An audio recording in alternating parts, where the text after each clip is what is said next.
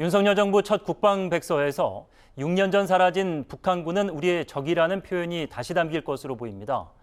최근 지속된 군사적 도발이 이유인데 정부는 남북 간 대화는 계속 이어갈 것이라고 선을 그었습니다. 자세한 내용 김용재 기자입니다.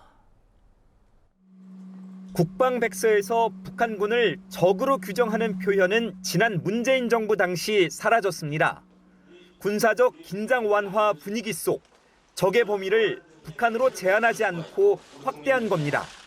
북한 정권과 군으로만 제한되어 있는 부분이 상당히 축소된 개념이라고 생각을 하고 있습니다.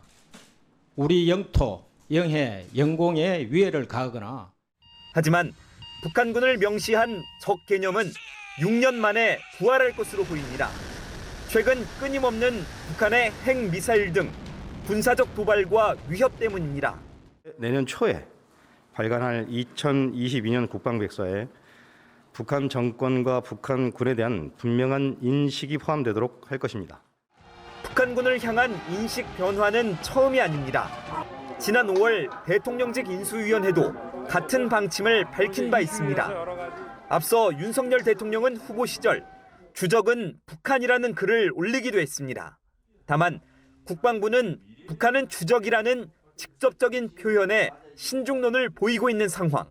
주적 또는 적, 위협 여러 가지 형태로 표현을 해왔는데 이번 새로 발간되는 그 백서에는 어떤 방법으로 표현할 것인지 한번 검토를 해보겠다 이 말씀을 드린 겁니다.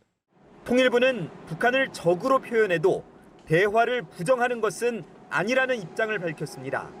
그러면서 중요한 것은 북한의 이중적 성격을 인식하는 것이라고 지적했습니다.